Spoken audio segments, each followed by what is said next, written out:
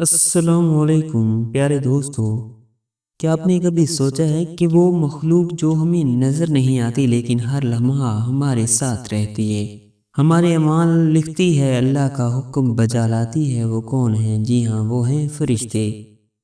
اللہ تعالیٰ کی پاک مخلوق جن کی دنیا انسانی آنکھوں سے اوجھل ہے، مگر حقیقت میں وہ ہماری زندگی کے ہر لمحے میں موجود ہے۔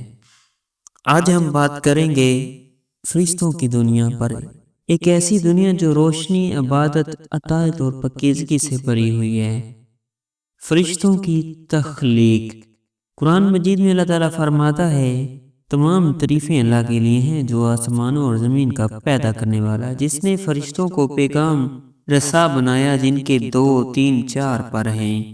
اللہ تعالیٰ نے فرشتوں کو نور روشنی سے پیدا کیا۔ حضرت عائشہ رضی اللہ عنہا سے روایت ہے کہ رسول اللہ صلی اللہ علیہ وسلم نے فرمایا، فرشتے نور سے پیدا کیے گئے، جنات آگ کے شعلے سے، اور آدم علیہ السلام اس چیز سے جو تمہیں بیان کی گئی ہے۔ یعنی فرشتے پاک نورانی مخلوق ہے جن میں نافرمانی گناہ کا تصور نہیں۔ فرشتوں کی صفات۔ فرشتوں کی صفات انسانوں سے بالکل مختلف ہے۔ وہ ہمیشہ اللہ کی عبادت میں مصروف رہتے ہیں۔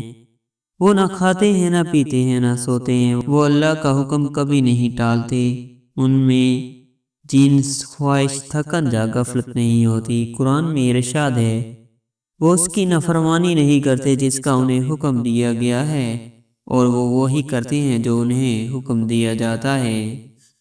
یہ وہ مخلوق ہے جو ہمیشہ کہتی ہے، سبحانک اللہم وبحمد، یعنی اے اللہ تو پاک ہے اور ہم تیری تعریف کرتے ہیں۔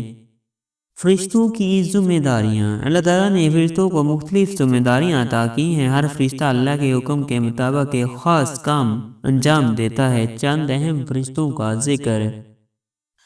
حضرت جبرائیل علیہ السلام اللہ کے حکم اور وحی لے کر انبیاء اکرام کے پاس آتے تھے، اور انہیں امین الوحی کہا جاتا ہے۔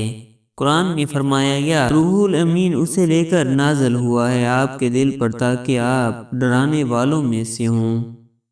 حضرت میکائیل علیہ السلام، ان کے ذمہ رزق، بارش اور قدرتی نظام کو چلانا ہے۔ وہ زمین میں زندگی کے نظام کو قائم رکھتے ہیں۔ حضرت اسرافیل علیہ السلام، انہیں یہ سور پھونکنے کا کام دیا گیا ہے۔ ایک دن وہ اللہ کے حکم سے سور پھونکیں گے اور قیامت برپا ہوگی۔ حضرت عزرائیل علیہ السلام، انہیں ملک الموت کہا جاتا ہے۔ ان کا کام روحوں کو قبض کرنا ہے۔ وہ کبھی اپنی مرضی سے نہیں بلکہ اللہ کے حکم سے عمل کرتے ہیں۔ عام فرشتے اور ان کے کام۔ قرآن و حدیث سے پتہ چلتا ہے کہ دنیا میں بے شمار فرشتے موجود ہیں جو مختلف ذمہ داریاں انجام دیتے ہیں۔ کرام کاتبین، وہ فرشتے جو ہمارے اعمال لکھتے ہیں۔ جب 2 لکھنے والے بیٹھے ہیں دائیں اور بائیں، انسان جو بات بھی کہتا ہے ان کے پاس ایک نگہبان لکھنے والا موجود ہے۔ حافظین، وہ فرشتے جو انسانوں کی حفاظت کرتے ہیں۔ تم پر محافظ فرشتے مقرر ہیں۔ سفر کرنے والے فرشتے، وہ جو زمین پر گھومتے ہیں اور ذکر کرنے والے محفلوں کو تلاش کرتے ہیں۔ رسول صلی اللہ علیہ وسلم نے فرمایا، اللہ کے فرشتے زمین میں گھومتے ہیں، ذکر کرنے والوں کو تلاش کرتے ہیں۔ جب وہ کسی محفل کو پا لیتے ہیں تو ایک دوسرے کو پکارتے ہیں کہ آؤ تمہاری مطلوبہ چیز مل گئی۔